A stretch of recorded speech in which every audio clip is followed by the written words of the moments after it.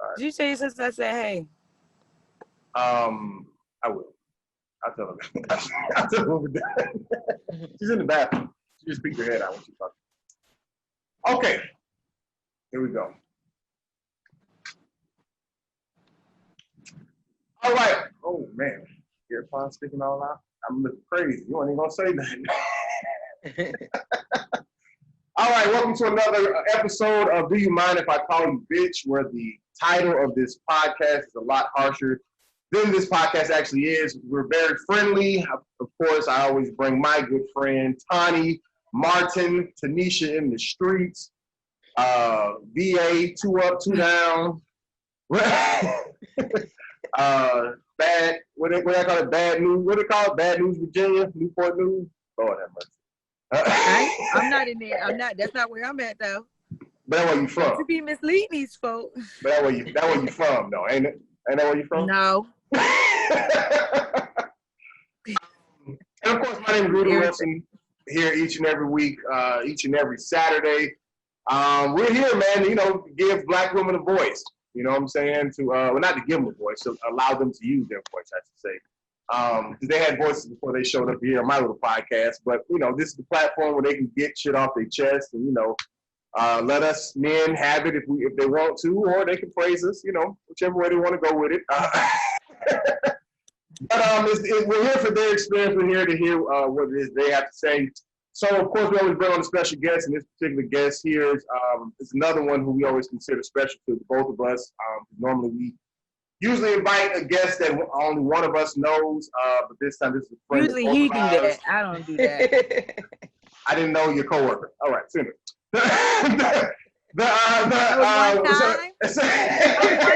Usually means it's usually what I do. The people I invited, you know. Mathematically, I've just invited more people than you, so it happened that way. But it's a ratio. Anyways, we both know this person, and we went to college with this person.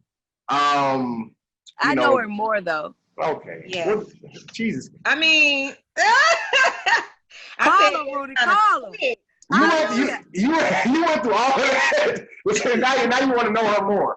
Okay, so I do so.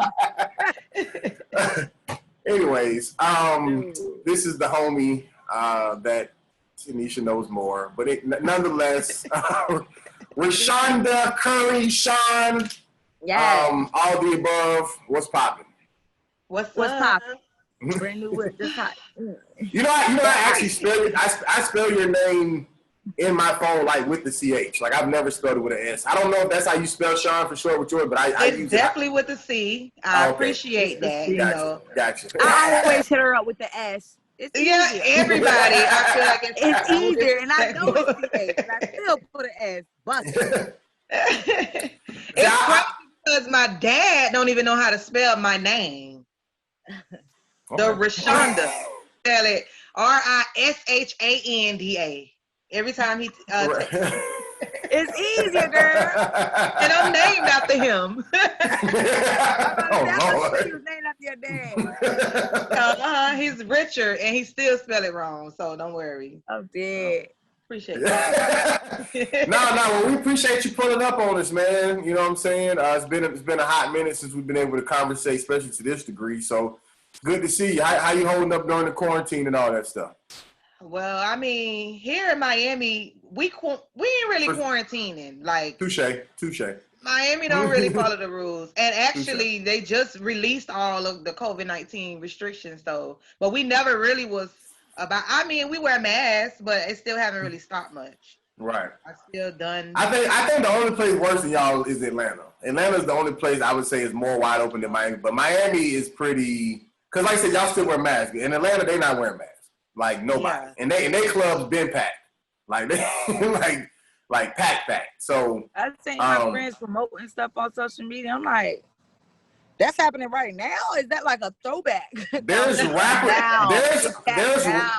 rappers and stuff performing at clubs just to get money. Like clubs packed and they are performing. Like you know what I'm saying? Like it's in Atlanta. Yeah, in Atlanta. They just reopened Tootsie's down here in Miami, and it was packed when they reopened it. Lord have mercy. So They got here. Me, I still do small gatherings. I still, I be very cautious about what I do, but I still get out here. Like at first I was quarantined. I was real uptight. Listen, Right. you got to take it off at the door, sanitize. I still sanitize, still wear a mask, but I'm having cabin fever. So I get out. I just travel. That's what I try to do. Just travel. Where have you been? Tampa mostly. Okay. I go to Tampa, Orlando, with some friends, Jenny Springs. Where else did we go? Where's that at? Where's Jenny Springs? It's in this place called High Springs, Florida. It's like Springs. Yeah, I know High Springs. That's like a big party. And Gotcha. I went there for the 4th of July, and it was real lit. Like everybody out there just drinking, smoking, having a good time. Like it's a vibe. It really is. I can't really explain it. It's like camping on steroids. That's lit. They got the natural springs. That's lit. You have your big oversized floats and everything. No, I'm with that because not to cut you off, but I've been trying to do something like that, but on this side of the United States, in reference to like Colorado or something like that, where like they do like a log cabin, mountains, like just an outdoor nature type of. I won't be one. You know what I'm saying? But like not like sleeping in a tent or nothing like that. You know what I'm saying? But just in reference to you said you just don't want to what? You said you don't want to support my stuff. What you said? Yeah, I just don't want to support your events. Lord, it's not an event. It's not. He said, Lord. It's not an event. I'm just saying like group of friends. Like we just, you know what I'm saying? Like I'm not your friend.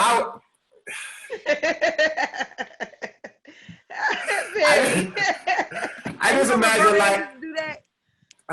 He never did it to me. Friends do that, just keep cut you off, saying something smart. You like, bro.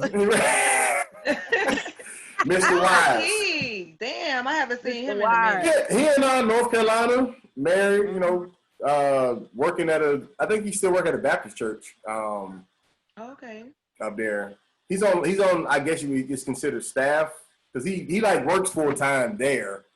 So he's also obviously preaching, but I'm saying, but he does something like he works there as a gets a paycheck type of thing. So he's I forgot what his exact job was, but yeah, I mean he registered the same.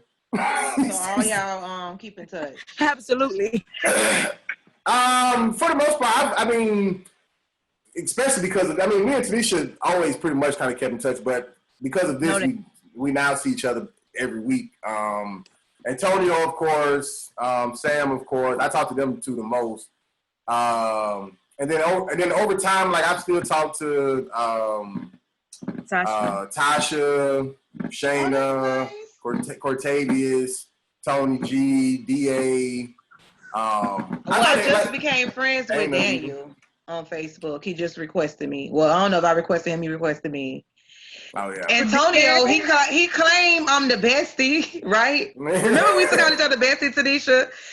This is the only bestie that I know absolutely nothing about. He had a whole baby. I didn't even know the baby was on the way. Haven't talked to him in like forever.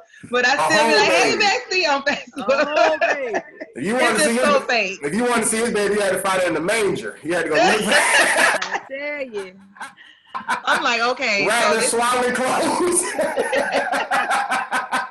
You got to be led by a star to find his baby. I'm trying. No, I'm just kidding. I've only been in contact with Rudy, just like really supporting his comedy and stuff like that. Yeah, no, for sure. Hit him up every now and then, make me laugh every Wednesday. Stuff like that. That we, keep in touch. Y'all in my heart. You feel me? No, that's real. That's real. I mean, but even for us to even be here, I think even says a lot because believe it or not, like I've met a lot of people in my lifetime between moving from different states or being in the army, going to college, whatever. I don't keep up with a lot of people. You know what I'm saying? Like I don't take the time to actually talk to a lot of people. So like, and I'm not saying that like if I don't talk to somebody, they not, they're a piece of shit. I'm not saying I'm anybody, but I'm just saying, but with me, like if there is a connection there, like we gonna talk some way, somehow, in some form or fashion at some point in time. You said you and Reggie? Me and somebody who I have a connection with. I'm saying for us to even be sitting here on this call even shows that connection, even though we don't talk every day, because I wouldn't have even done this if there wasn't some type of, something. Well, I say y'all don't even really have a choice when it comes to me, because I don't really let you go too long. When I say, hey, you remember me? I said, when you belong to me, So Shine, let's get a quick, I guess, introduction of yourself. I mean, of course we know you, but just for our viewers, and just where you're from, where you grew up, whatever. What's your favorite color? Whatever you want to know. It don't matter. Well, I'm from Miami, but where I'm from, we like to really specify that it's Perrine, Florida. Yeah, so it's more down south, accessible to the city, but we actually separate ourselves. Is Perrine further south than Homestead, or is Homestead the furthest? Homestead is the furthest, and a lot of people like to group us over Homestead. No, we're not Homestead either. We just Perrine. Right. You got to pass through Perrine to get to Homestead. You got to pass through Perrine to get to Miami too. So, gotcha. Miami-Dade County, but Perrine, that's where I'm from. Gotcha. And I'm Aquarius. I like to throw that out there. I'm big on astrology and stuff like that. So Valentine's Day, baby, and I don't know. I like to say I'm a free spirit, but I still am a little introverted as well. So I understand when you say I have friends that I still will say, oh, that's my best friend, or that's my friend, and we haven't talked in years. But the love is still there. I wish the best for them, and when I see them, we connect like. For sure. Nothing happens. So that's just me. Like no time. So if I go shoot, it ain't personal. It's just life. Charge it to my mind, baby, not my heart. Right. That's real. And so have you, besides Jacksonville, because I'm saying Jacksonville because I know you lived there at least for college, and maybe even some after, and Miami. Have you ever lived anywhere else? Negative. I've never lived anywhere else besides Miami and Jacksonville. I actually had planned to drop everything and go to North Carolina, but I'm not really sure because I also wanted to do Cali and maybe Houston. Miami is just not where I want to end up. That's real. I want to explore the world and then settle somewhere else, not really Miami. That's fair. I mean, because Miami to a lot of people is a good time vacation, whatever, but that's home for you. You know what I'm saying? Like it's a different story. So I get it. I don't want to necessarily move back to anywhere I've ever lived. Like once I've lived there, like I'm good. Like I and I've lived in DC, the DC area, at least Atlanta, Tampa, Miami, Jacksonville. Like I enjoy my time, in all the places. But if I never lived there again, I would be okay. You know what I'm saying? Yeah, I traveled to DC. Went to the DMV. Huh? Oh, my last stop is Cali. But yeah, come this way, girl. Okay. I sure will. Oh, listen, all I need is an invite. I'm at this place. Some people call it an awakening or whatever you want to call it. I'm just like so pro woman right now, so pro me. So, I just want to live life. It feels like my spirit is calling me like to travel. I feel like my experiences and my completeness will come from traveling. It would be a disservice for me to go home to the Lord and I haven't seen enough of this world. You feel me? But you know what's so crazy? But that's real, because with me, like when I think about traveling, and I feel like you're saying the same thing, like I'm not just saying like, and there's nothing wrong with these places, but I'm not just saying like, let me go to Vegas or whatever. Like I literally want to see some of God's creations, like Niagara Falls, the Grand Canyon, or whatever. Like I actually want to see things that men didn't put together, but it's just like I also want to see those different places, but I'm saying, but when I think about traveling, I think about that type of like, I don't want to leave this earth without seeing what all God did on this entire earth and not just, in my little city, town, or whatever the case may be. So I feel that 100%. And I feel like now is the time, though. That's why I call it an awakening, because, I had my whole life stagnant. I did school. Okay, that's done. I haven't had children yet, but it's gonna come. I feel like once I become fulfilled, then that part will happen as well. I just want to experience, like, I want to take a plane ride that's 16 to 24 hours. Mm-hmm. Then you got to take another little small plane and another boat to get to some secluded place. Right. I want to go to Bora Bora, and I want to go to Finland, and I want to go Girl, don't get lost in that Bermuda Triangle now. I ain't going nowhere. Nowhere That's near real. that. I just want to really explore exactly. I'd rather get lost in the Bermuda Triangle than the projects. You know what I'm saying?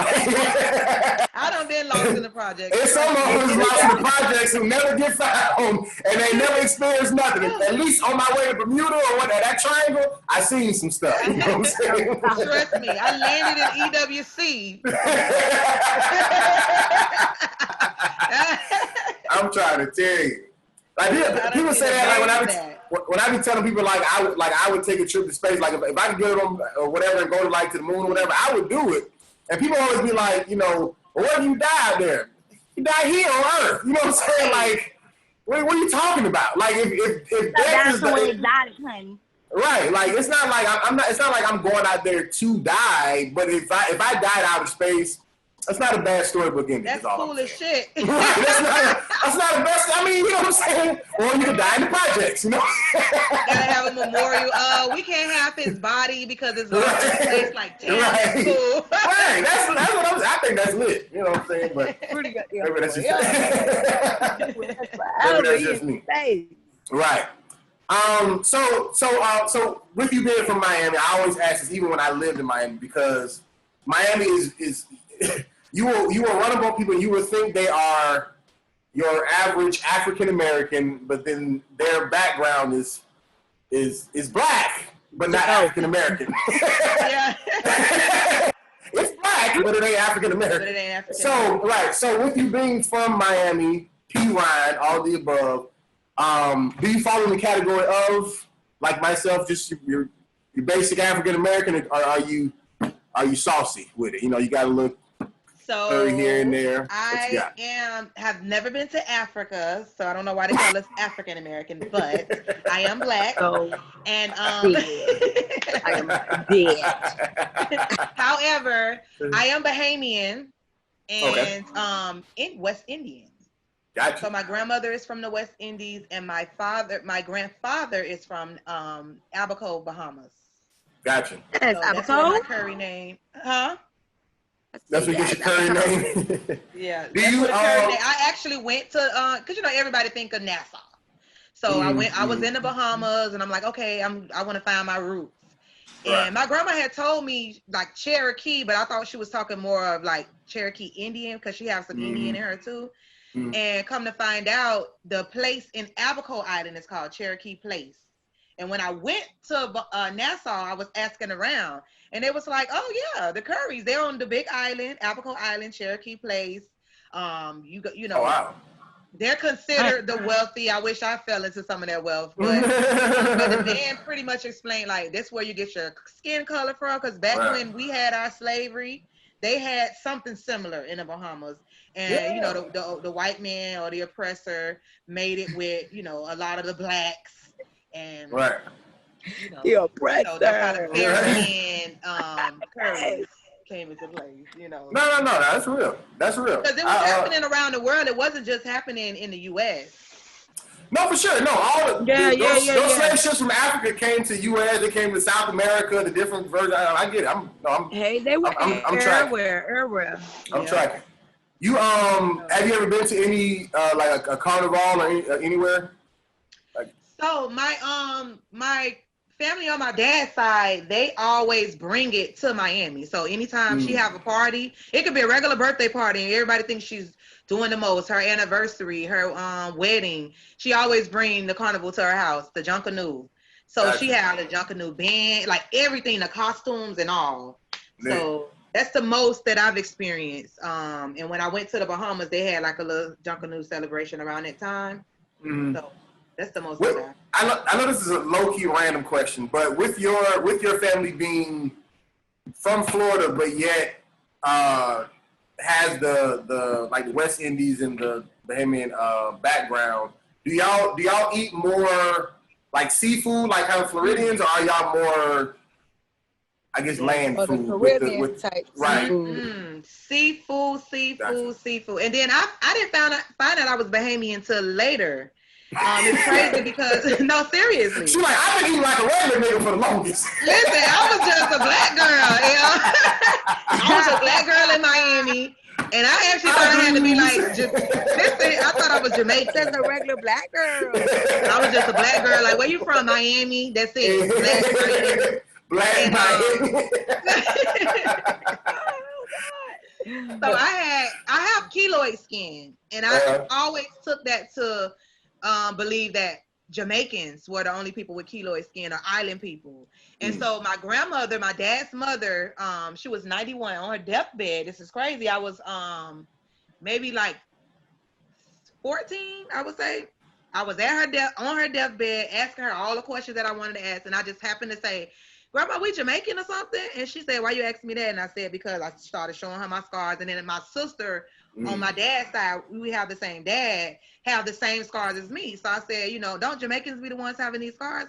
She was like, no, a lot of island people. And she was the one who told me my roots that you came in and your granddaddy is this and whatever. Wow.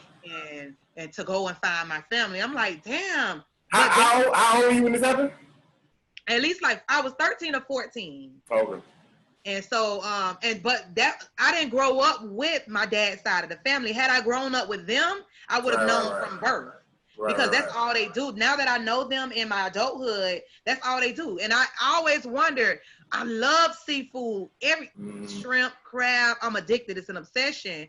And it came from that side of the family. I just didn't maybe get some. So now that we're connected, that's all we do. Seafood fest, all that. Shrimp. Now, conch is definitely more of a Miami thing than a Florida thing because I've never even really heard it as heavy until I moved to Miami. Yeah. Like, conch is everywhere. But that seafood thing, because most of my dad's family is from Tampa or the Tampa area, and they're the same way. I mean, like I have family members who literally eat crab legs 3-4 times a week, like at their house. I grew up eating crab legs every day with my grandma.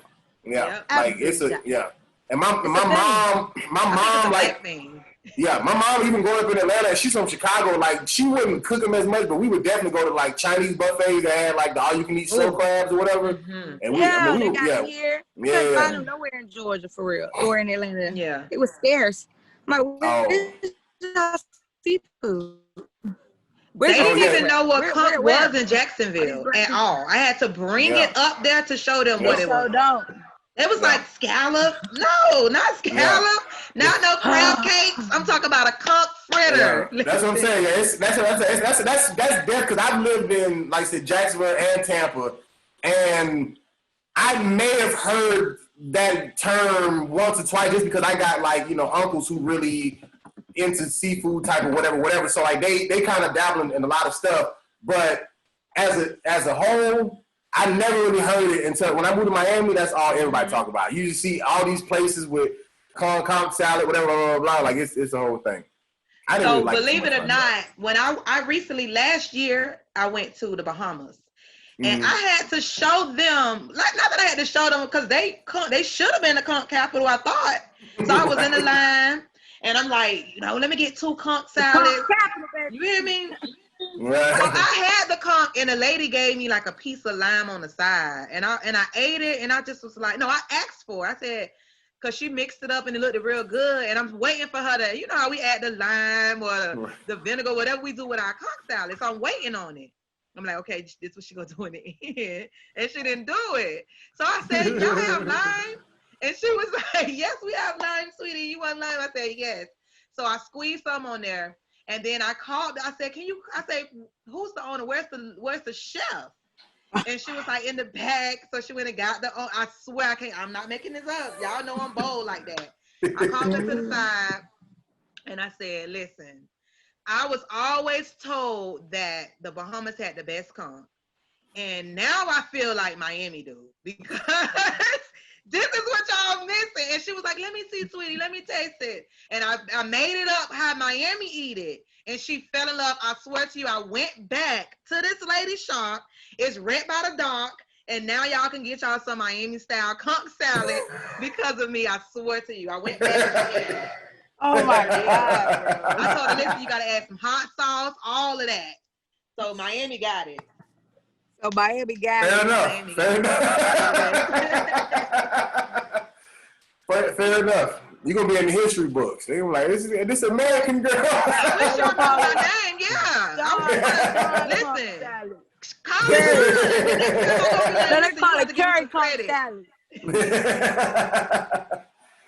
God, oh, that's lit. I think I'm trying to think. Did we go to Jamaica or the Bahamas?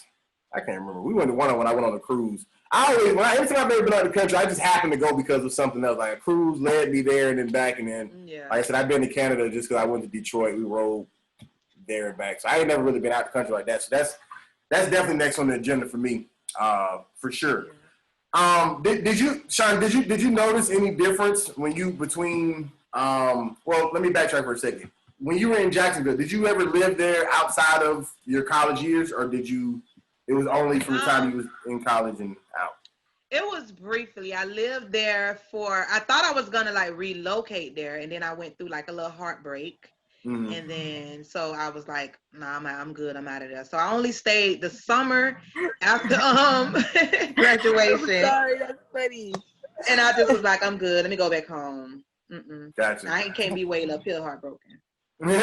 So what I was initially going to ask was, did you ever notice a difference when dealing with guys from the Miami to Jacksonville? But being the fact that while you were in Jacksonville, you were kind of in more of a college atmosphere. Yeah. Guys could have been.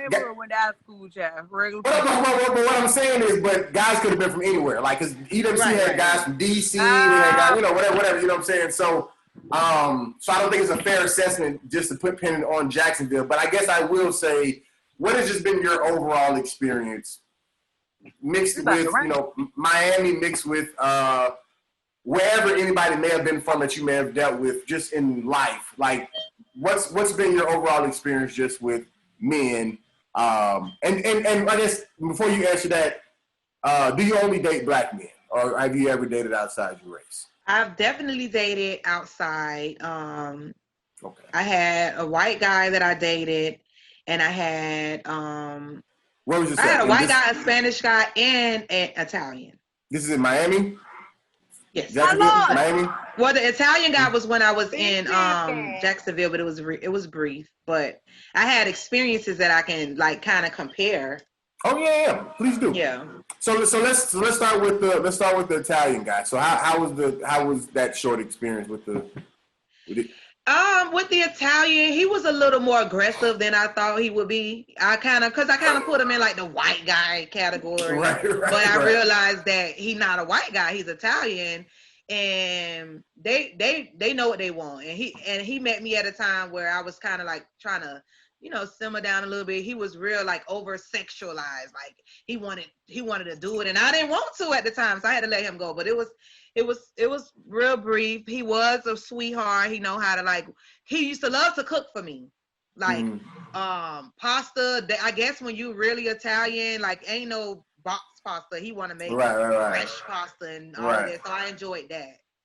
And that's all I can really. He was in there twirling pizza dough in the kitchen. Yeah. Pulling out the dough in a little thing, fresh. But listen, like no fresh pasta, I'll tell you. No, that's real. That's real. And then with the white guy that I had, I love me some brothers. I don't think I would ever settle down with anything outside of a black man. But I just, and that's only just because I just love my kings. Mm-hmm. But I can tell you that we got some growing to do, because when I was with the white guy, the level of chivalry and all of that other stuff, it was just very high. Like it's just he didn't satisfy me like the way I am with my kings. You feel me? But he know how to cater. It's not a question. It's not that black guys don't know how to cater and they don't know how to pay the bills, but you gotta have a little attitude like this to really like put down my experience and make them accountable. My experience. So with the white guy, with Adam, it was whoa. You ain't gotta drop his name now. You with boy. Guess what? So many Adams. That's such a random white boy name. But it was so like I never had to.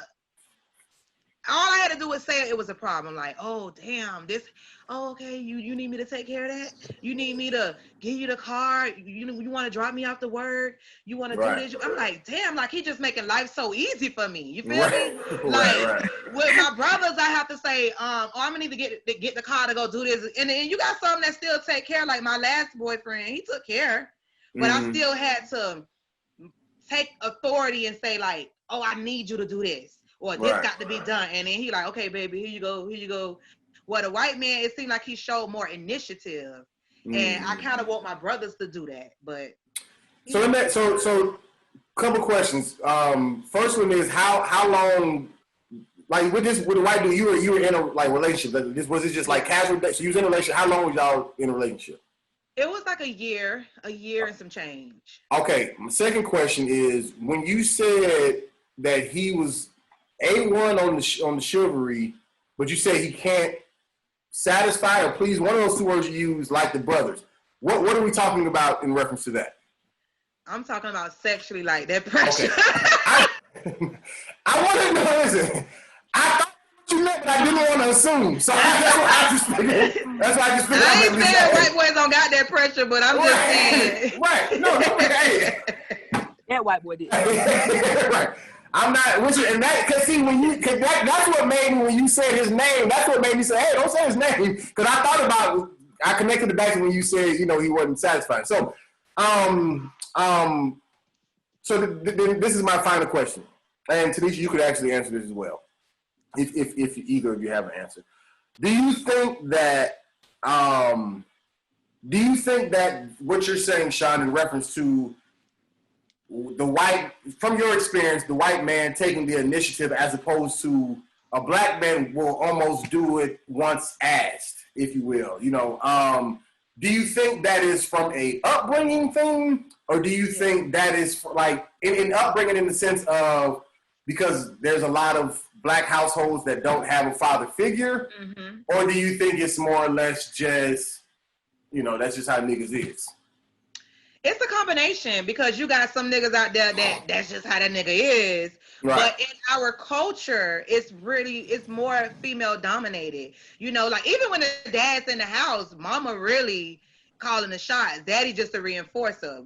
Mama saying, you better not go do this, you better not. So when you get with your black man, they're used to taking that authority, taking that, the woman saying, the bill need to be paid on this day. Okay, here you go, babe. Because I'm telling you, like, he definitely took care of all my needs. He wasn't lacking. I'm talking about my black man. He wasn't lacking in that area, but I had to tell him, light bill due on this day. Even when he knew it was due on this day, I just still had to say, give me the money to go pay that.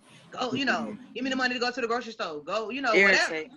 And it's like, that's because he was in a household where his dad did die. His mom and dad were married, and his dad died when he was 18. But that should have been, he was already raised, right? Well, his mom charged in the relationship when you get to know their dad. He was already raised, right? So now you're like, okay, you can't even blame it on the upbringing. Oh, bad. He was already raised. He already raised, 18. So you can't even blame it on the upbringing. But you can say that, okay, his mom was to take charge. And that's what his view of the woman is. So when he got into my life, he was more passive, where I was taking charge. But he was still meeting my needs. I don't have any regrets. It's just sometimes I do want to meet and I know they're out there, but they're usually taken. I want to tell you, one that's out there, they're it's so crazy. Let me tell you. Because he has a son from a white woman, right? And the crazy dynamic is... who we talking about has a son from a white woman? Black guy. Black guy. His baby mom is a white lady. A white baby. So I always tell him, it's like, black men, like, you know how to come out your mouth with me. And you know how to speak your mind, and whatever aggression it is or whatever it is, you know how to get it off your chest when it comes to me. And it's not that he take her shit, but he know how to come. He come another way. And I always be like, well, what is it? You intimidated? And it's not that she a strong person, like, Right. but it's just. But let me ask you a question, because I'm actually glad that you made that point, because I was actually going to ask this as well. Do you think that white men treat black women better than they treat white women? Absolutely not. And it's sickening to me. I hate to see it. I mean, I don't have a problem with interracial relationships at all. I think it's beautiful. Love is love. But I just hate to see you dog one race out and then you go with this other race and you feel like they're privileged. I even was walking. No, I'm not, hold on, but before you go there, I'm not saying anybody's dogging anybody. What I'm saying is that what you were kind of getting at when it came down to the black dude and how he would deal with the white woman as opposed to you, there would be a difference, and maybe his approach is different because maybe he doesn't, whatever. I don't know. I don't know. I don't have a white baby mom. I don't know what's the reason. But they intimidated by him. I'm telling you what it is. But I'm saying, but even if that's true, I'm not arguing. You that. have a black baby mama? Yeah, and so I was going there I'm talking about Rudy. No. But I'm not saying anybody has a baby mama. What I'm saying is that me, do I have a black baby mama? Yeah.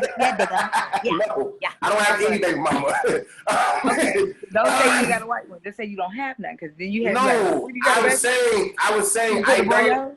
No. What I'm saying is, I say that because I don't know what his thinking is towards his white baby mama, because I don't have one. I'm not in his shoes. But what I'm saying is, going back to Sean dating a white dude earlier, I was thinking that do you think that the chivalry he gave you, that to that degree, do you think that he does that with white women that he dates, or is it because he has an intimidation towards a black woman because he's not in the same race that makes him treat the black woman better the same way a black man treats, just say, another race better because it's the opposite race? So I'm saying, do you think that it goes both ways, or do you think it's only? I understand your question clearly, and there is a difference in my experience. So the white man, he is uniform in his chivalry. I feel like he didn't treat me any better than he treated his other girlfriends, which he had white girlfriends too, but he actually preferred black women. He got black kids, this white man. Of course he do. Yeah, all his kids black, because that's what he loved, that melanin popping. But however, he had a white girlfriend before me, and he treated her the same way. It wasn't a difference. It wasn't that I'm gonna go over here and treat this black girl better. This is just how I am. This is just how he was raised. He don't have that inferior feeling. You know what I'm saying? Where we've been programmed for so many years. We've been enslaved. Don't forget, we have those 400 years of slavery, and I really believe it's a weakness. And when a black man get with a white woman, they can exert themselves, but then you got to look at it in society alone, where they being killed and people come, they automatically assume that they're aggressive and whatever. So I feel like just on GP, they feel like they have to treat them with a little more TLC. And I don't understand why. Just be you. If they with you, they like black men. You don't got to change who you are just to be with this white woman. And this is what I'm trying to say. Like, when his son used to come to our house, the parenting was like a real deal black parenting, and we laid down the law, whatever. And he would tell his baby mama, this is how he's doing it. But when he get around her, it's like he went into a shell, like he was intimidated. And I never understood that. I used to always say, like, even when it came down to child support, he'll stress more on, I got to make sure XYZ, I got to pay the child support. And he paid for both of his kids, but he dare not slip when it comes to her. And he'll slip up and get the other one excuses. Oh, I'm unemployed right now. I can't give you this month. But let me tell you though, Sean, look, the thing about it is, because like my baby daddy, just true to you, he got more than one baby mama, okay? But listen, I'm definitely the baddest, you heard. So here's the thing, when it comes to the way they treat, I done sat and watched him treat everybody different. All the baby mamas treated different, okay? And because I know the backstory of each one, and then I've met probably like, I done met two of them, whatever, then I know why he treat each one a certain way, because one of them a little bit more back crazy. For real, like, oh, she'll call it on you for real. You know what I'm saying? Right. Yeah. Oh, she gonna put charges on him for real if he don't do. Yeah, that's what they scared of. Listen. Yeah, and then the other one is just laid back, so he feel like he can be honest with her. Look, I ain't got it right now, man. I ain't got it. He knows she gonna tolerate it and ain't gonna do nothing about it. But she don't really tolerate it. It's just he dish it that way because he don't. And then and so what I'm trying to say is the white woman, she actually soft. She'll probably be a little more understanding if you explain I ain't got it right now over here, then over here, but you always make the choice to explain it over here. You get what I'm saying? It's like a fear. And then even down to corporal punishment, okay, he'll beat the little boy ass in our house. And the mama will even say, if he act up, beat him, whatever, right? But it's like, this is my prized possession. I don't want to. Oh, you feel like you treat that child better because it's mixed. This is what I'm saying. I'm saying, I promise I've observed, I ain't got no particular problem. This ain't my child. I'm just telling you what I observed. Because I always say, like, he get away with murder. You get what I'm saying? But this one don't. And they both parents say it's okay. And you do agree, you do believe in beating. Right. But what's both up? boys? No, and one of them is a little girl. The black one is a little girl. Damn. You feel me? So, and that's not to come down on them. I'm just telling you my experience. Yeah, I got a light skinned sister, but her mama black though. Her mama just light skinned. So I mean, but you know, my dad ignored us all equally, so it's cool. No, I'm just kidding. No. My dad did a good job with 4 kids in 3 different states though. He really did. Like because me and my sister that's here, we grew up in Atlanta, but we had a sister in Mississippi, still do, sister in Mississippi and sister in Tampa. And we always traveled at least once or twice a year to both places, like to see them. And, and spend time with their brothers and sisters, whatever. So, he did his thing. That's good. Yeah. He definitely be doing that. My child he definitely ignores us now though. Like now that we grown, you definitely got to call him first. I'm trying to tell you. I'm his youngest, and I'm about to be 31, so he's over it. Like he's over it. Yeah, he's over it. So something you kind of touched on earlier, Sean. This is kind of transition from the guys, but something you touched on earlier, and I want to kind of, I guess, bring it back up and go a little deeper. When you were saying that, I don't know your exact terminology, but it was something to the degree of like you're more like just pressing like the woman agenda and just the different agendas, whatever.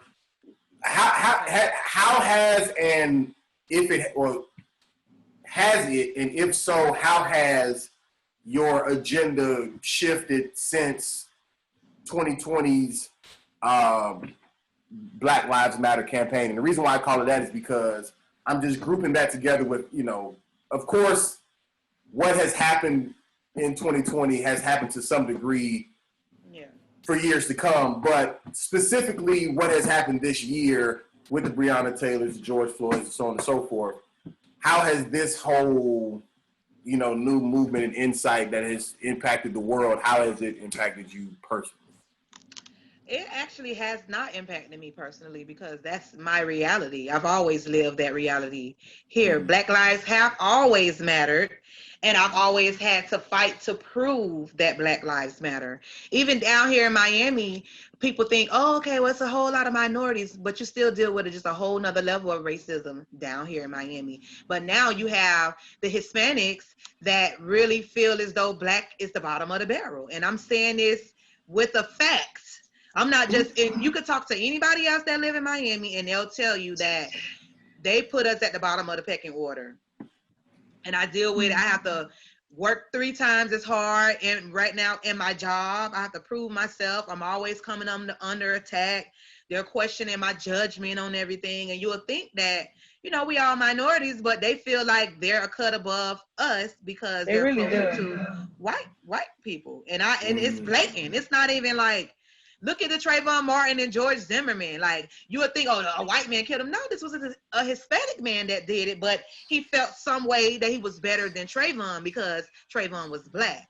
And that's just how it is. And he know that white America gonna uphold it because somebody else doing the dirty work for them.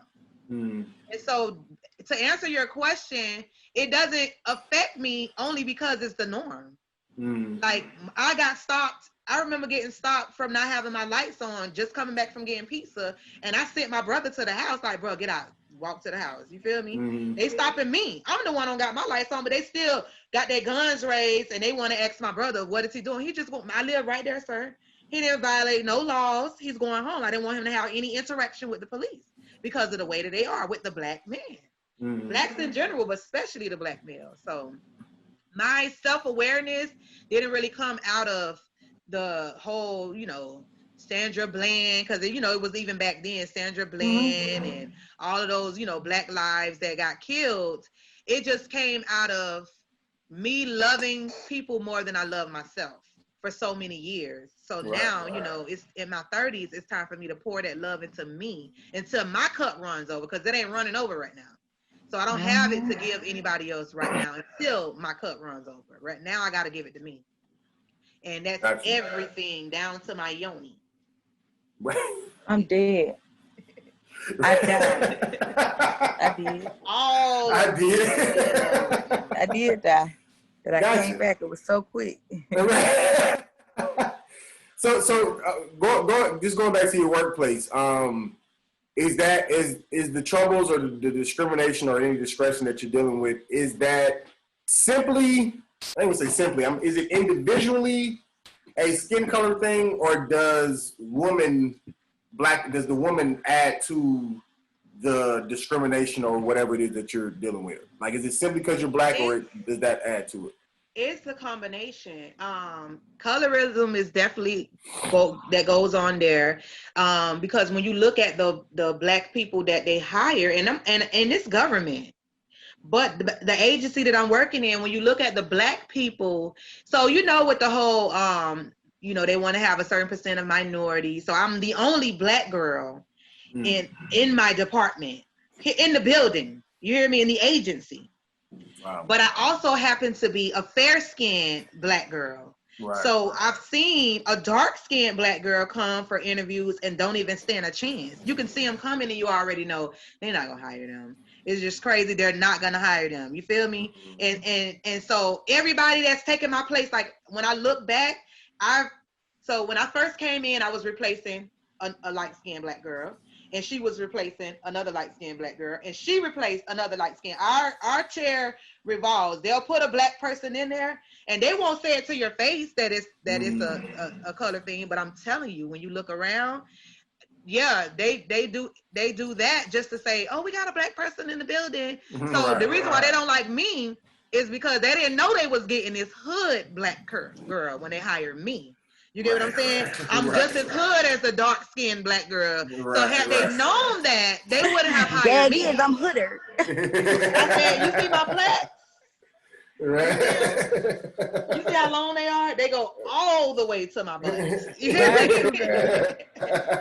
All the way. I don't care too. I wear my little sew-in every now and then, a European look or whatever, but I'm unapologetically black. Yo, I'm dying. European look. I'm unapologetically black, and as soon as they saw that agenda, I'm telling you, I came under attack. My boss, she simply didn't like me. I gotta prove this. I don't want to make no claims like that, but I'm just saying she never got a chance to get to know me. On her first day coming into the office, she gave me hell, and I was one of the best ones there. But it's just, in her eyes, I'm beneath her. That's it. But you prove it by documenting what she doing every time she do something. I got a talent. And then in retrospect to how she treat everybody else, honey. Yep. Oh, that's like that. we have these funds that come Couple in. Reports. We have funds that come in, right? So first of all, they give me like the Laquitas and the Bonchikas, and those, when they hear those names, right, they automatically come on my caseload. You hear me? Automatically. Me and my boyfriend, we laugh because he got a friend who has a Spanish last name, but he's black. And so when he came into the system, they automatically gave him to the Spanish girl. And guess what? I already said, listen, they're going to transfer you to me when they realize that you're black. This is how blatant it is. When they realize that you're black, they're going to transfer you to me. Just you got your last name is Hispanic, so they don't even know that you're black. Right. So when she got in, it was no reason for her to transfer the case. Because if it's a problematic case, they'll give it to me. He followed the rule and everything. But guess what? He came on my caseload. That's just how they are. So guess what? I turn it around and I breathe life into our Black women and men. So when I get a caseload, we got these funds that come in and I say, okay, Rudy, you've been working for 6 months. I'm going to go ahead and give you your incentive bonus. I'm going to give you your $600. I'm going to give you gas cards. I'm going to give you everything that's afforded to everybody else. I'm the top performer, but they're going to turn around and say, oh, Richaunda, you're processing too many bonuses. Why? Because you see none but Black girls profiting because they under me. I'm going to make sure they get what's due to them. I'm not doing nothing extra than what y'all doing. It's just that you see a lot of Black girls benefiting from it, so it's a problem. And so that goes on in Miami a lot. I walked into a Publix and they don't speak English and no one is trying to speak English. They told me to go up the street to the other Publix where they speak English. Now that is Miami 100%. Because when I'm telling you, they don't give a damn that all you speak is English. And they don't care that they can't speak a lick of English. No. You just can't get help. That's just it. Like, I can't get help. And I said, can I get somebody to help me? And the lady told me it's another Publix. She said it's another Publix up Listen. She spoke her English good enough to tell me it's another Publix just up the street. Listen to me. It is so frustrating. You hear me? I mean, like you said, Publix, Walmart's, gas stations, like you'll try to buy like a blunts or cigarettes or whatever. I've literally seen them not even turn around. They'll just look at people and feel behind them until you just lead them to what, because like they don't know what you're saying. Like they don't know, and they're not gonna hire anybody who's like the bilingual type. They're not gonna go get somebody who is bilingual. You just stuck. Go somewhere else. Yeah. That's and then I told them at my job, right? So it's another seat that's available, but it's a bilingual seat. Bilingual means 2 languages, English and Spanish. So I argued this. They hired a Black girl who knew Spanish. They were shocked that she knew Spanish. And she knew they hired her, whatever. She got fired. So they hired another Spanish lady who spoke no English. How can you sit in a bilingual seat and you don't speak English? And that was okay for them. You get what I'm saying? Right, but I told them, so if that's okay, then why not put a Black girl that don't speak English, that don't speak Spanish in the same chair? And they don't see, no, they need to speak Spanish. But they need to speak English and Spanish because this is a bilingual seat. But they just say the requirement, it was bilingual. You could speak a little bit of English and make it on a bilingual scale. But if I speak a little bit of Spanish, I don't make it for bilingual. And I know, me entiendo poquito español, and that's a little bit. Right. And that ain't enough for bilingual. Listen, I don't want this to sound like hate speech or nothing. I love my Spanish culture, my Spanish people, and everything. I just don't like the way that there's racism. Like they see Blacks as not just Hispanic. I'm saying the world see Blacks on the bottom. But that's a thing even within their culture, because darker skinned Hispanics get the racism. Yeah. From their own kind, as well. You know what I'm saying? Like Mexican and Puerto Rican. Yeah, the Afro-Latino, yeah. And then guess what? They beef. Okay, so my boss happens to be Puerto Rican. And then the rest of the Hispanics in my office, they're Cuban.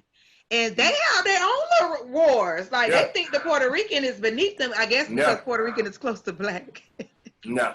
It's a real thing. Like, even, like the same way that you can get, like a white parent don't want like their white daughter to date a Black dude or something like that. You can get that same thing in Hispanic. Like if you're a Black person and you trying to date a Hispanic woman, her parents or grandparents could be completely against it because you're Black. Like that is 100% real. It happens all the time. Yep. You know what I'm saying? I dated a Spanish guy, and I didn't even care to meet the parents because I already knew from the first time the mama looked at me that she didn't agree, and so I didn't even care to get wrapped up into that. And some of the things that they said just wasn't pretty. Some things, you overhear certain things. Like when you hear La Negra and all of that type of stuff, they're saying something Black. So what do they mean? You know what I'm saying? They saying it in Spanish to him, so it's something black. So I'm like, oh, okay, so it's this type of party. Okay, so I don't even care. I'm going to give them the stereotype that they think I am. I'm going to be real ghetto. I'm going to be very loud and all. And enjoy it. And enjoy I feel real good and ignorant right now. Ignorant. I ain't going to call it switch, not even a little bit for him. So a few more questions for you, Sean. One, growing up, like, did your parents or whoever raised you, I guess specifically, did they push like the black agenda? What I mean by that is not necessarily forcing you to just say, you know, be like extra woke or nothing like that, but just in the sense of make sure you go to college because you're a black person. Make sure you're educated because you're a black person. Make sure, you know, like did they really harp on like the disadvantages of being black in America and teaching you to how to combat that?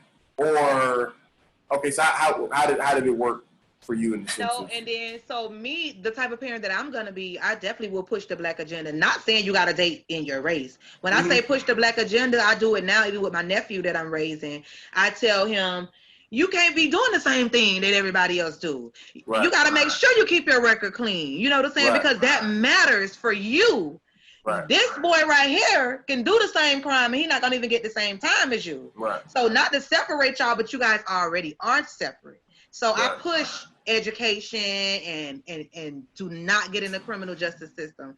I got into the system. I went to jail when I was in juvenile and all of this stuff. And it was a long way back. You hear me? A very long way back. It's so many court proceedings before they can throw out the case and expunge this and all of that. And it's just really unfair because the things that I did, yeah, it was a fight. But I mean, you shouldn't be dealing with a fight that you did at 18 when you're 35. Still having to explain yourself and still having to defend that action when people know kids and teenagers do wild things and then they grow and they change from their ways. But as a black person, you constantly have to defend that action. Why did you do this when you was in middle school in 1999? You incited a riot in high school. Oh, okay. I was 14. I was angry about some things. Right. Why do I have to defend that? Look at my adult record. I don't have an adult record. Right. But it's a problem because I'm black. You know what's so crazy? I was thinking about while you was talking. I remember going to Blue and White Weekend. If you don't know what that is, it's basically just a big Sigma Zeta party that they used to have. And I'm explaining it to the listeners. Thank you very much. But it's just a big party that I think was going on in Gainesville at the time, that particular year. And I remember whatever happened, like I was with Billy, one of my frat brothers. For whatever reason we got pulled over. I don't know if he had like accidentally ran the light, whatever. It wasn't that big of a deal. The point I'm getting at is during this traffic stop, mind, this is a black woman who pulled us over. And I'm not specifying to say this is something against black women. I'm just saying this is a black officer is what I'm getting at. This is a black officer. Okay. And she literally, during this routine traffic stop, some little, tail light, made a right turn when you wasn't supposed to, simple, she found time to ask both of us, had we ever been to jail? Just for whatever, I don't even know why. Just nothing about this conversation had anything to do with anything. She was just like looking at our license. She was like, have anyone ever been to jail or whatever?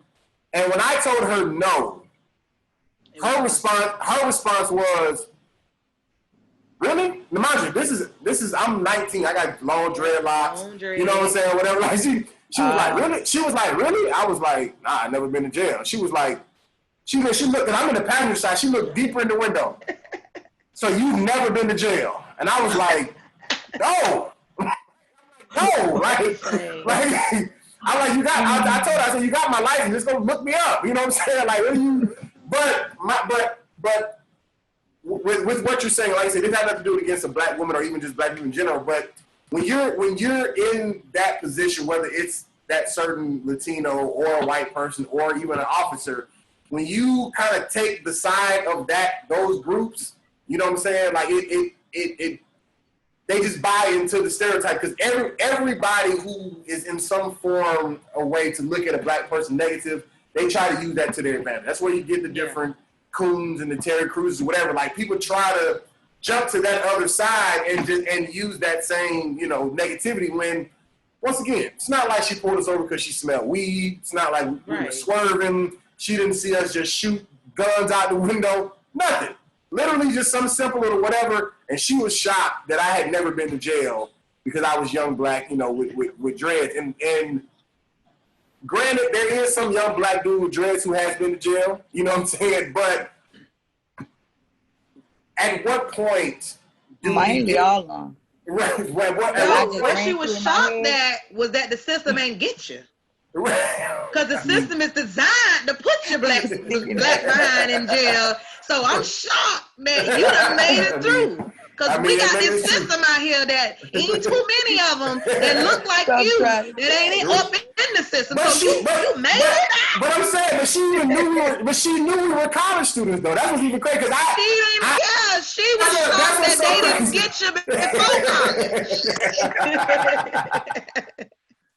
They didn't get you before college. But what you said? You said you ain't never been with the dreads. You ain't never been. Right. Even brother been in jail. Don't say thing that you were telling your nephew. My mom had those conversations with me 1,000 times in the sense of like keeping your record clean, whatever like that, because like it's like you're gonna already have a hard enough time being black. If you add anything else to it, it's just it's gonna be a world of trouble. You know what I'm saying? To try to get back any up. Run in with the law, and it's gonna be in 19 whatever he was locked up for stealing a candy bar at a Walmart, and you could be a nun in a missionary at this time, but they're gonna go back to that. That's why you gotta keep your record clean. You can't give them nothing to go off of. Right. No, that's real. That's real. I want to say this one last thing, and I'm gonna ask you my last question. I seen this video, and this is just our awareness, if you will. Of police officers. Like I was watching this video that somebody had posted recently on like Instagram, whatever. Maybe it was long. It was at least like a 4 or 5 minute video, and basically like it was the body cam of 2 white officers, but it was the body cam of the officer, and like they're like wrestling with this white dude, like trying to get him out of his car, and they're just pepper spraying him, tasing them, all the above, like. And I mean, like the whole. I remember there were points and times during the video because I didn't know what I was watching. I kind of started cringing. I started cringing because I thought that the police was finna shoot this. Like I thought he was done. Because at first, like I get it, he's white, we'll let him get away with this. But after a while, he started being too aggressive. And I'm like, oh, they about to shoot him. Like I started like anticipating them saying, but in turn, they never shot him, and then he ended up shooting them. Yep. Did he take their gun or something like that? I don't know where he got this gun from. I still cannot process how he got a gun in his hand, but I just know and I'm just thinking to myself, like, for one, I didn't feel bad. Maybe I should have, I don't know, but I didn't feel bad because didn't feel no way. Because I literally anticipated this dude's demise. Like I thought we were about to watch him die on camera. Oh, you going down, white man, today? You know what I'm saying? Like I'm thinking like maybe somebody's showing me this. Right, I'm thinking somebody's showing me this because this is like they actually shot a white dude or something. Like maybe this is something different. And I mean, he was doing the most, and never once did they ever reach for a gun. And then he ended up shooting both of them. Listen, like even down to the Breonna Taylor situation, that cop is being charged. This girl is all the way dead and gone. And they charged the cop for putting the neighbor's life at risk. No bullet touched the neighbor. The neighbor ain't get a scrape on the leg. Just because the neighbor was the neighbor and the bullet pierced their wall, they charged them with 1-ton endangerment. And this lady whole life is gone. You get what I'm saying? Yes. It's ridiculous. Pitiful. Whole life gone. And it's what was the endangerment? So why didn't they get in any type of endangerment to her life? Whether we made a mistake, whatever they're trying to say. We made a mistake. We had a no-knock warrant. We was at the wrong house, whatever. Okay, let's say it was a mistake. But you guys shot into this house. Right. So where's the charge of endangering both of these occupants' lives? You want to murder them. You endangered the neighbor? And what's even scarier is, what is it? Is it the district attorney or is it what attorney general? What is it considered? The person that's over the whole case? Huh? But his skin color is dark. But my whole, like, you couldn't have told me that didn't give us extra confidence. Like, okay, something has to happen. Like, even if these cops don't get like the worst of the worst, like something has to happen. And even with this nigga in charge, he ain't really in charge. They still, I mean, they spit on her grave. Like, they just spit on. Listen, how could you expect that though when you got to look at? I always go back to slavery. They had the overseer. He wasn't a white. Well, some of them was a white man, but some of them were black. Was black. They used the black man to keep the blacks in charge. Yeah. Yeah. The house nigga. Samuel L. Jackson from Django. Exactly. Oh my God, he was the worst. He was. Exactly. Listen. So this is what 150 something years since they abolished slavery or whatever. Mm-hmm. So don't quote me on the numbers. But what I'm trying to say is we have 400 years of enslavement, and we only got 100 and something years of freedom, of quote unquote freedom, because we're not really free. Right. I cannot expect it to be much different from where it was back then, because we got a long way to go. We got like 300 and at best 250 more years of undoing what they did. Right. So you're gonna have the black man wearing the same skin color, but still fighting on the wrong team. You got the Uncle Toms and all those people that want to be white. He has a white wife. You understand? Right. You understand what I'm saying now? You understand what I'm saying now? With the black agenda, it's like going against your wife. You get what I'm saying? Right. Hey man. Yeah. No. I do, man. It's right, and it's like I said, it's scary even just to see that, because it's, you know, you would think by now, George Floyd video or not, you would still think by now everybody would see it and clear. But the you know what I'm saying? That they don't see it. No. But I'm not saying. But I'm not.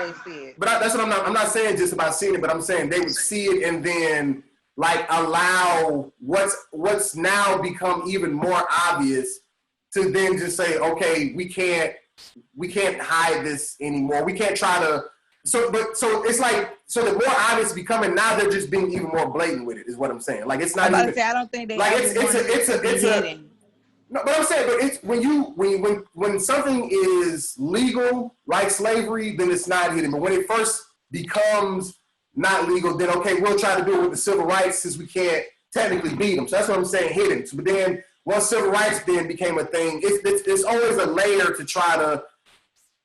Some way, somehow, we'll keep them down. So we'll just put them all on this side of town, or not give them house loans or whatever. You know what I'm saying? Like, it's a bunch of things that are not necessarily in the public eye every single day, but it's you know, even with people just watching the slaughter happen, like there hasn't been a generation of the other kind to ever just be like, all right, let's stop this. You know what I'm saying? Because to stop this means it changes their way of living as well. Exactly. Who doesn't like privilege? Exactly. Whether you feel bad that this person is oppressed to give you the privilege, you're reaping the benefits. You enjoying that you can go and get the job first before somebody else, or that you get a higher pay than somebody else, or you get to go home to your kids after a traffic stop. So to include us means to give that up. And a lot of people not willing to give that comfort up. They can understand and recognize and say, you guys are being done wrong. Damn, that's a shame how they doing y'all people.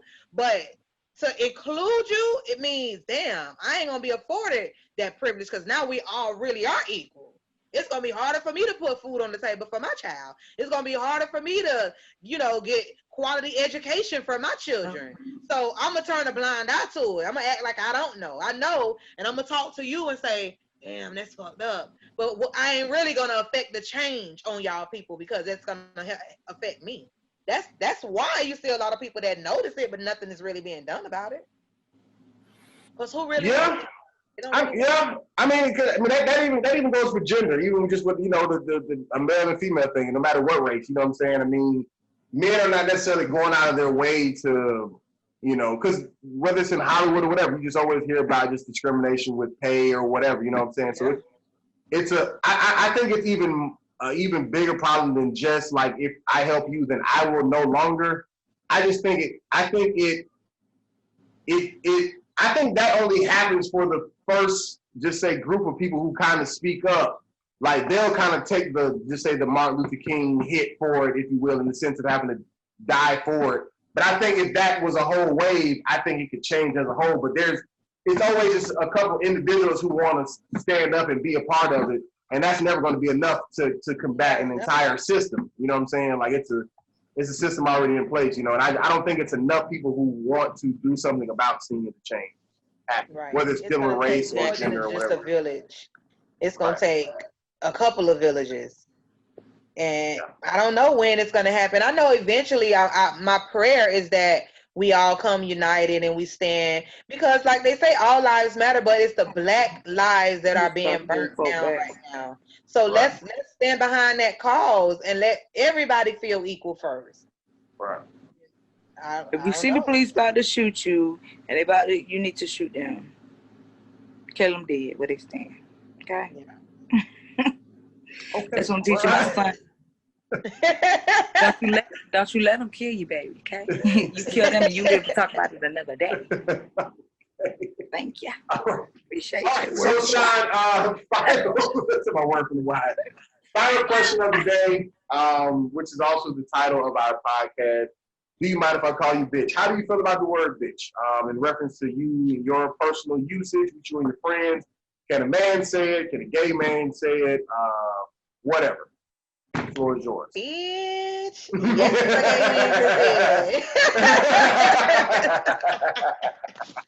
Yes, a gay man can say it. My homegirls can say it.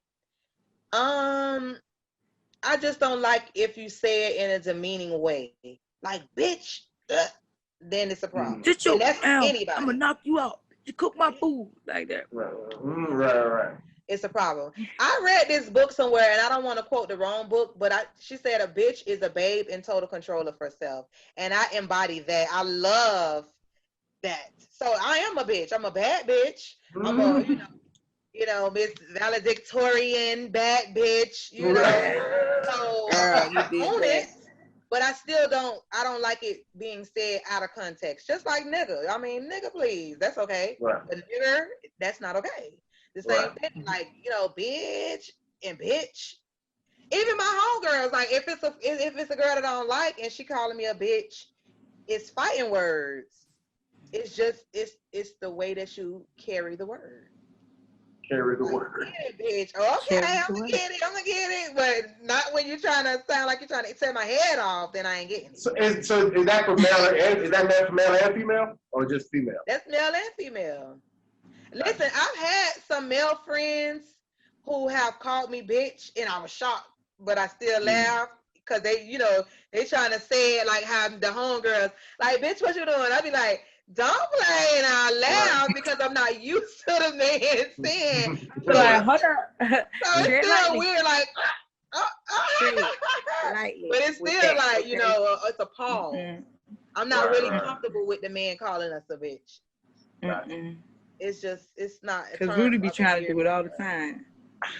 No, what are you talking about? Well, my bitch, I gotta. Now, guess what? He could be talking to his friends about his bitch, and I don't mind that. I'll be like, okay. Let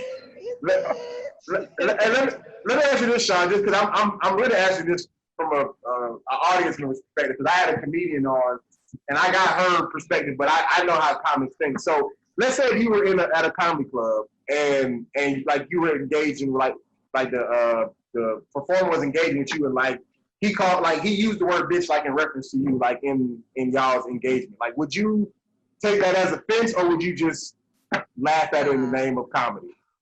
Yeah, in the name of comedy. When you go to a comedy club, you got to get into the mood. So if he's in the middle of one of his skits and he be like, "You one of them." You one of them uptight bitches, huh? I ain't gonna be like, who you calling a bitch? Because it's shit. You get what I'm saying? That's what uptight bitches. Yeah, I mean, let's talk about it. Let's laugh about it. Let's joke about it. But I'm not gonna be uptight on the word bitch because I know the surrounding that I'm in. I know the context that he's using it. But outside the comedy club, you can't walk up to me and say the same thing and expect the same reaction. But see, but I assume there is a difference because there wouldn't be a white comic who's gonna call you a nigga and that be in the name of comedy. That's it. You know what? You have a point there, young man. There's nothing funny about that.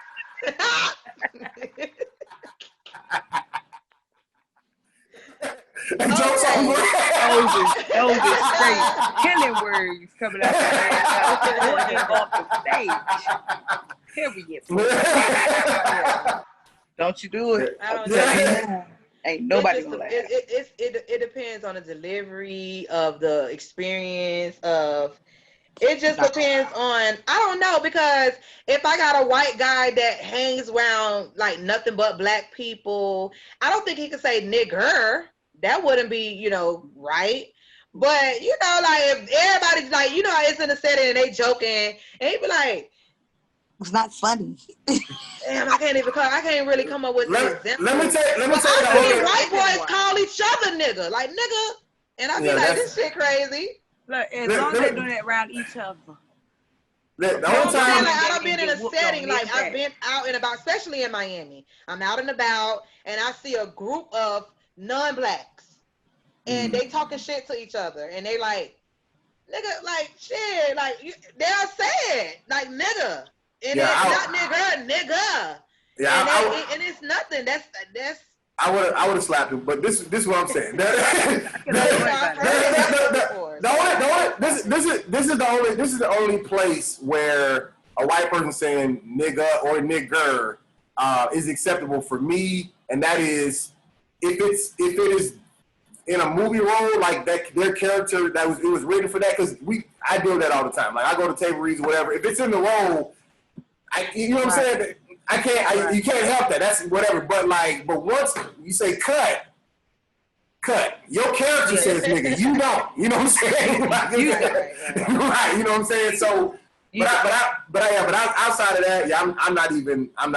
That's why if you ever notice, they don't say it in their music. They know not to say it in their music. Right. Yeah. Rapping, white people rapping, they don't say nigga in none of their songs because they know ain't no niggas gonna listen to it. Right. But Cardi B said in her music all the time. But that's another thing, because Latinos they've taken the rights. That's another thing. So I've always wondered. I'm like, who gave Latinos permission to use the word nigga? Like, where did that come from? They gave permission. I'm telling you. Because they swear they black. Cardi, she use it all the time. Some of them swear they white. Some of them are black. They got black in them more. I mean, all of them black. Yeah, all of them black, right? But not really though. See, because you got the Cardi B, but then you got Sean's boss. You know what I'm saying? I'm saying in the sense of like the Latino, like, you know what I'm saying. Yeah, so we still got to figure that out. I need to break it up. Yeah. So do I mind if you call me bitch? Sometimes. Sometimes. I like Sometimes. Nah, that's dope. So Sean, before we get out of here, I want to give you, I guess, a chance just to plug and promote anything you got. You got any businesses or Instagrams, websites, all that type of stuff? My Instagram is I just might. And my Facebook now is Richaunda Curry. It used to be college grad.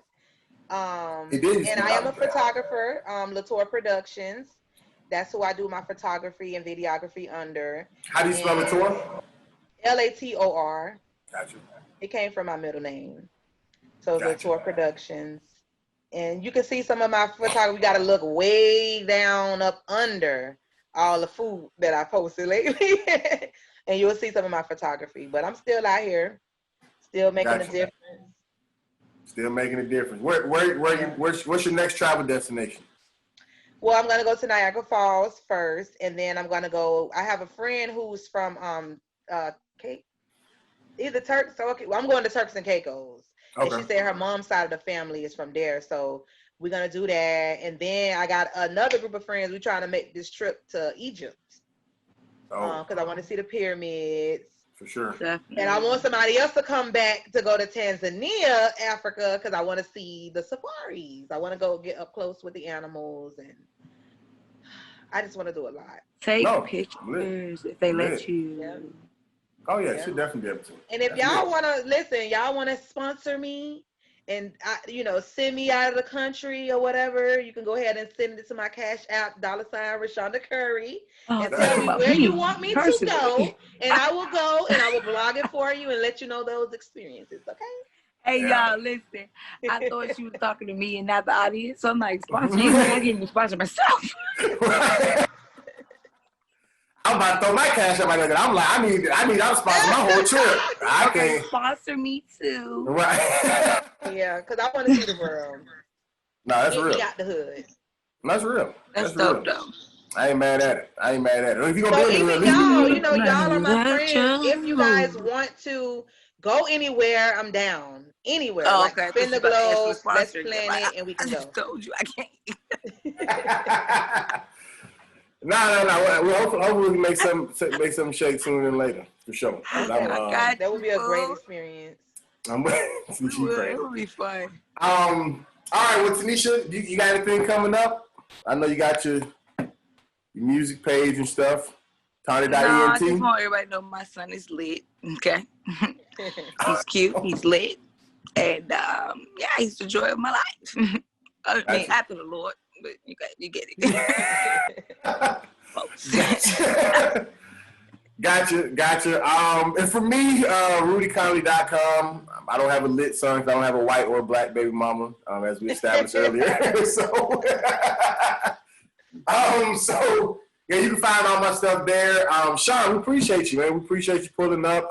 Feel free to come back anytime if you need a part 2 because you didn't get to talk about everything. Let us know. You know what I'm saying? We can bring you back on. We'll be glad to have you.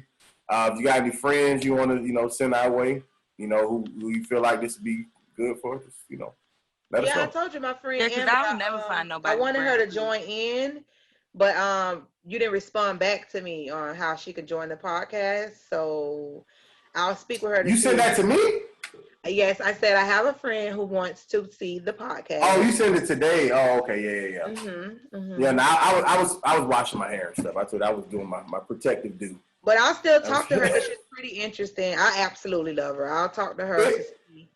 If she feels comfortable like coming on like but you have to be here, that's fine. Like you can come back with her. Like she'll have to be by herself. Okay, I'll talk to her and see what she wants to do. Isolate her. Yeah, gorilla good.